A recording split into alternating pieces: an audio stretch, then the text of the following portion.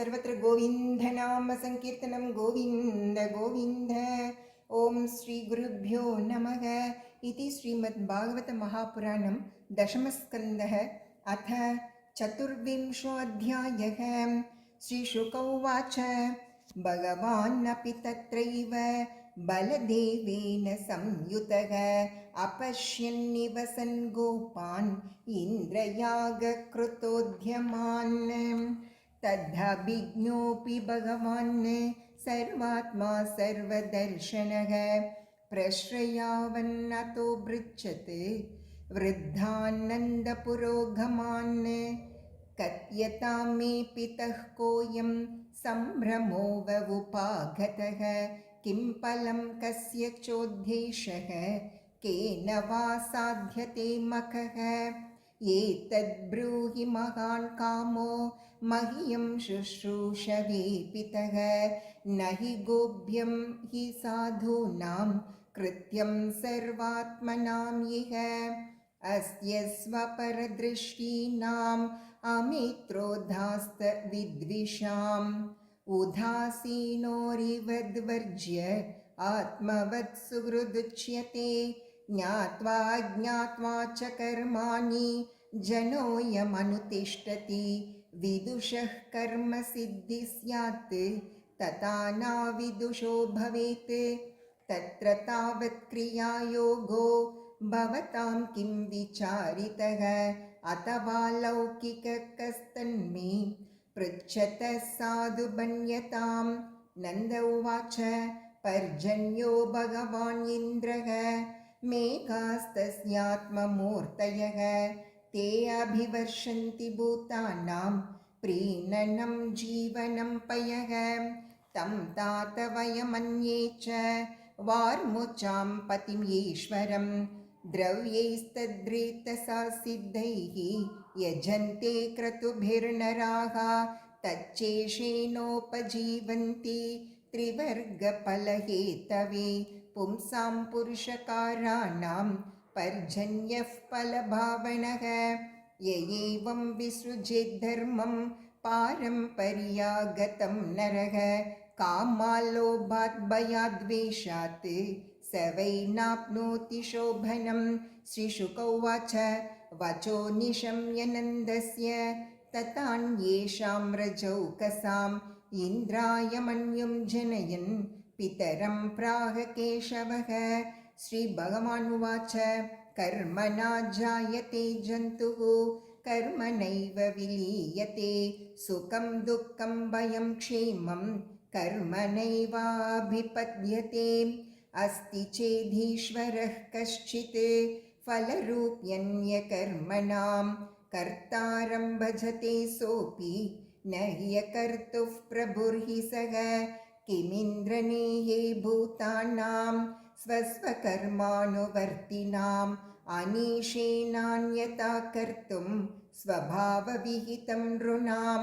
स्वभावतन्त्रो हि जनः स्वभावमनुवर्तते स्वभावस्थम् इदं सर्वं सदेवासुरमानुषम्। देहानुच्चावचाञ्जन्तुः प्राप्नोत्सृजति कर्मणा शत्रुर्मित्रमुदासीनः कर्मैव गुरुरीश्वरः। तस्मात् सम्पूजयेत् कर्म स्वभावस्तस्वकर्मकृत् अञ्जसा येन वर्तेत तदेवास्य हि दैवतम्। अजीव्यैकतरं भावं यस्त्वन्यम् उपजीवति न तस्माद् विन्दते क्षेमं जारं नार्यसति यथा। वर्तेत ब्रह्मणा विप्रो राजन्यो रक्षया भुवः वैश्यस्तु वार्तया जीवेत् शूद्रस्तु द्विजसेवया। कृषिवाणिज्यगोरक्षा कुसीदं तुर्यमुच्यते वार्ता चतुर्विधा तत्र वयं गोवृत्तयो निशम्। सत्वं रजस्तम इति स्थित्युत्पद्यन्त हेतवः रजसोत्पद्यते विश्वम् अन्योन्यं विविधं जगत्। रजसा चोदिता मेघा वर्षत्यम्भूनि सर्वतः प्रजास्तैर्येव सिद्ध्यन्ति महेन्द्रः किं करिष्यति न नः पुरो जनपदा न ग्रामा न गृहा वयं नित्यं वनोकसस्ताथ वनशैलनिवासिनः तस्माद् गवां ब्राह्मणानाम् अद्रेश्चारभ्यतां मकः य इन्द्रयागसम्भ्राः तैर्यं साध्यतां मकः पच्यन्तां विविधाः पाकाः सोपान्ताः पायसादयः संयावापूपशष्कुल्यः सर्वदोहश्च गृह्यतां हूयन्तामग्नयः सम्यक् ब्राह्मणैर्ब्रह्मवादिभिः अन्नं बहुविधं तेभ्यो देयं वो धेनुदक्षिणाः अन्येभ्यश्चाश्वचाण्डाल पतितेभ्यो यथार्हतः यवसं च गवां दत्त्वा गिरये धीयतां बलिः स्वलङ्कृता भुक्तवन्तः स्वनुलिप्ता सुवाससः प्रदक्षिणं च कुरुत गोविप्रानलपर्वतान् एतन्मम मतं तात क्रियतां यदि रोचते अयं गोब्राह्मणाद्रीणां मह्यं च दयितो मकः श्रीशुक उवाच कालात्मना भगवता शक्रदर्पं जिघांसता प्रोक्तं निशम्य नन्दाद्याः साध्वगृह्णन्त तद्वचः तथा च व्यदधुः सर्वं यथाह मधुसूदनः वाचयित्वा स्वस्न्ययनं तद् द्रव्येण गिरिद्विजान् उपहृत्य बलीन् सर्वान् आदृताय वसं गवां गोधनानि पुरस्कृत्य गिरिं चक्रुः प्रदक्षिणम् अनांस्यानुरुद्युक्तानि ते चारुह्य स्वलङ्कृताः गोप्यश्च कृष्णवीर्याणि गायन्त्यः सद्विजाशिषः कृष्णस्त्वन्यतमं रूपं गोपविश्रम्भनं गतः शैलोऽस्मीति ब्रुवन् भूरि बलिमादद्बृहद्वपुः तस्मै नमो व्रजजनैः सह चक्रेत्मनात्मनि अहो पश्यत शैलोऽसौ रूपीणो अनुग्रहं यधात् येषो अवजानतो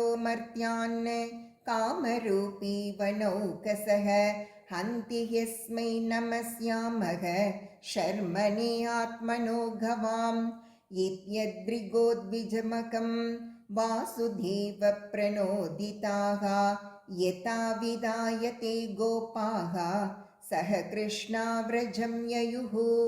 ॐ इति श्रीमद्भागवते महापुराणे पारमहंस्यां संहितायां दशमस्कन्धे पूर्वार्धे चतुर्विंशोऽध्यायः। अथ सर्वत्र गोविन्दनाम संकीर्तनं गोविन्द गोविन्द। ॐ सर्वत्र गोविन्दनाम संकीर्तनं गोविन्द गोविन्द। ॐ श्रीगुरुभ्यो नमः। इति श्रीमद्भागवत महापुराणं दशमस्कन्धः अथ पञ्चविंशोऽध्यायः। श्रीशुक उवाच इन्द्रस्तदात्मनः पूजां विज्ञाय विहतां नृप गोपेभ्यः कृष्णनादिभ्यो नन्दादिभ्यश्चुकोपसः गणं सांवर्तकं नाम मेघानां चान्तकारिणाम् इन्द्रः प्राचोदयत् क्रुद्धो वाक्यं चाहेशमान्युत अहो श्रीमदमाहात्म्यम् गोपानां काननौकसां कृष्णं मर्त्यं उपाश्रित्य ये चक्रुर्देवहेलनं यथा दृढैर्कर्ममयैः क्रतुभिर्नाम नौनिभैः विद्यामान् वीक्षिकीं हित्वा तितीर्षन्ति भवार्णवं वाचालं बालिशं स्तब्धम् अज्ञं पण्डितमानिनं कृष्णं मर्त्यम् उपाश्रित्य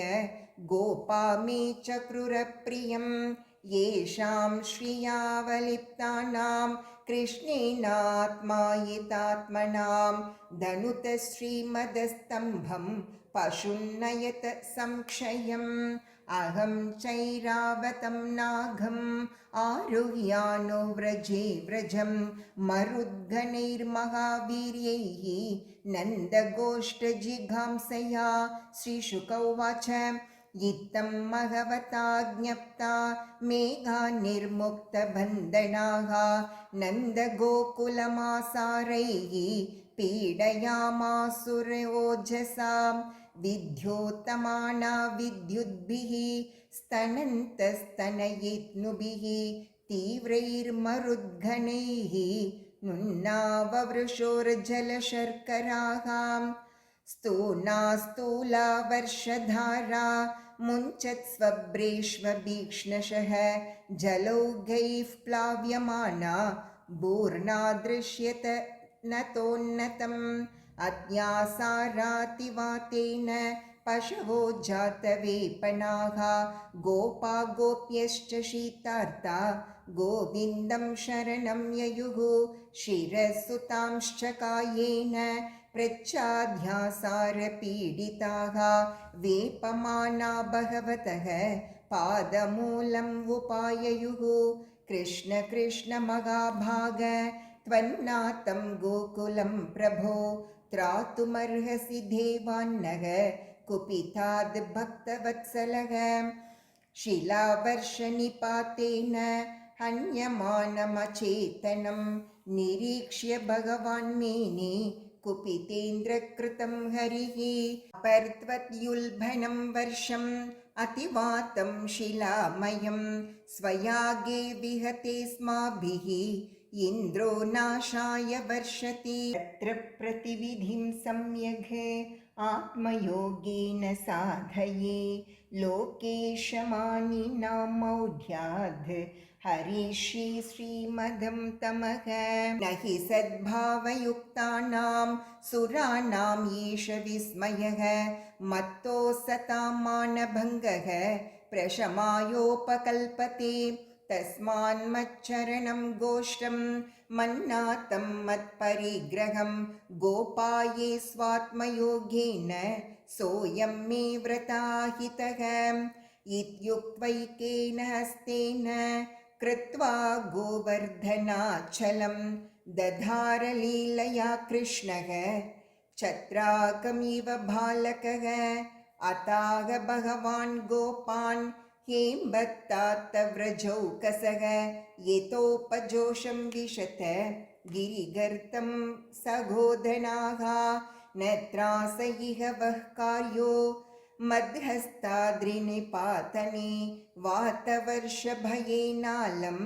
तत्राणं विहितं हि वः तथा निर्विशुर्गर्तं कृष्णाश्वासितमानसाः यतावकाशं सधनाः स्वरजासोपजीविनः श्रोत्रोड्व्यतां सुखापेक्षां हित्वा तैर्व्रजवासिभिः वीक्ष्यमानो दधावध्रिं सप्ताहं नाचलत्पदात् कृष्णयोगानुभावं तं निशाम्येन्द्रो अतिविस्मितः निस्तम्भो भ्रष्टसङ्कल्पः स्वान्मेघान् सन्न्यवारयत् कं व्यभ्रमुदितादित्यं वातवर्षं च दारुणं निशाम्योऽपरतं गोपान् गोवर्धनधरोऽब्रवीत् निर्यातत्यज तत्रासं गोपासस्त्रीधनार्भकाः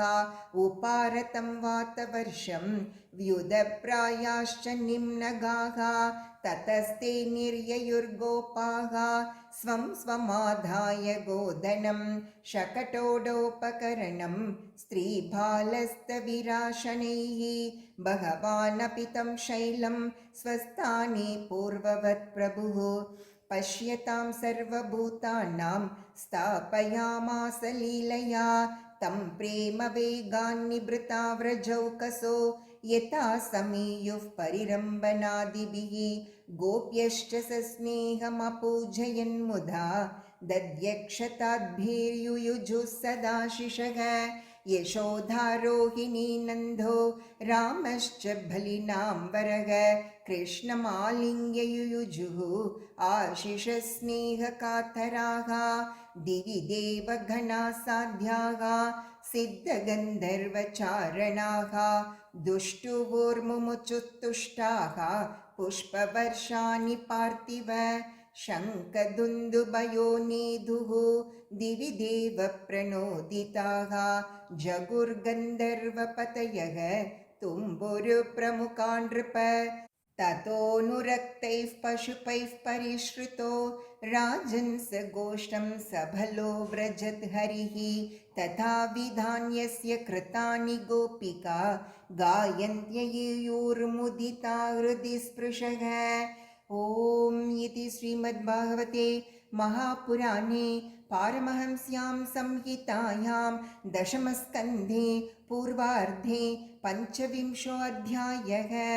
ॐ सर्वत्र गोविन्दनाम संकीर्तनं गोविन्द गोविन्द।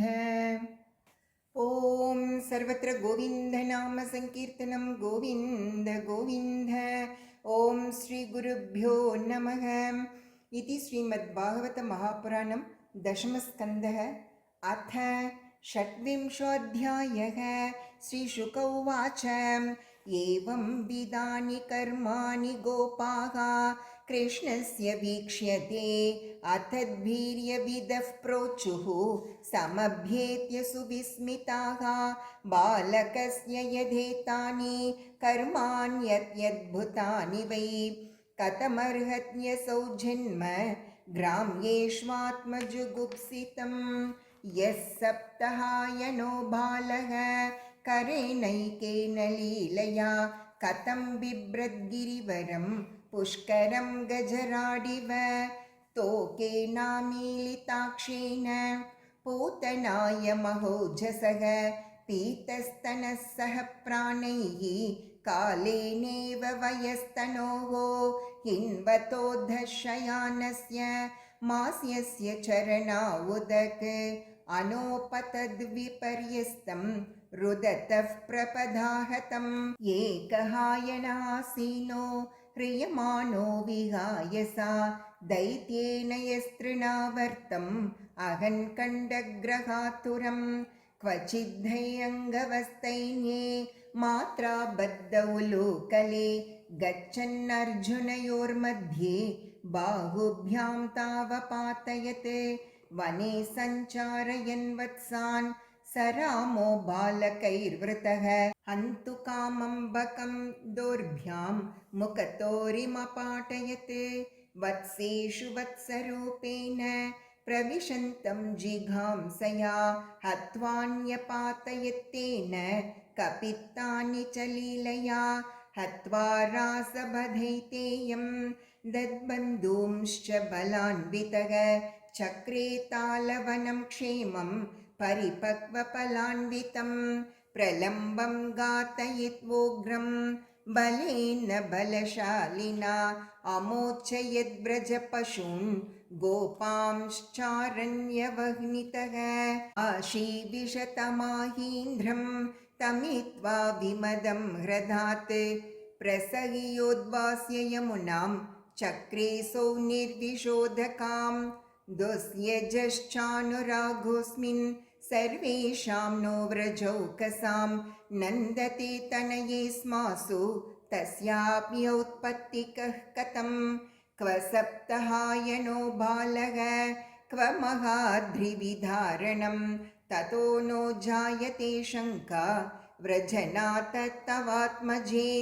नन्द उवाच श्रूयतां मे वचो गोपा व्येतु शङ्का च वोर्बके येनं कुमारम् उद्दिश्य गर्गो मे यदुवाचः वर्णास्त्रयः किलास्यासन् गृह्णतो अनुयुगं तनुः शुक्लो रक्तस्तथा पीत इदानीं कृष्णतां गतः प्रागयं वसुदेवस्य क्वचित् जातस्तवात्मजः वासुदेव इति श्रीमान् अभिज्ञा सम्प्रचक्षते बहूनि सन्ति नामानि रूपाणि च सुतस्य ते गुणकर्मानुरूपाणि तान्यगं वेद नो जनाः एष वः श्रेयाधास्यधे गोपगोकुलनन्दनः अनेन सर्वदुर्गाणि यूयमञ्जस्तरिष्यत पुराणेन व्रजपते साधवो दस्युपीडिताः अराजके रक्ष्यमाणा जिज्ञुर्दस्युन् समेधिताः य एतस्मिन् महाभागाः प्रीतिं कुर्वन्ति मानवाः नारयोऽपि भवन्त्येतान् विष्णुपक्षानि वासुराः तस्मान्नन्दकुमारोऽयं नारायणसमो गुणैः श्रिया कीर्त्यानुभावेन तत्कर्मसु न विस्मयः यद्धामां समादिश्य गर्गे च स्वगृहं गते मन्ये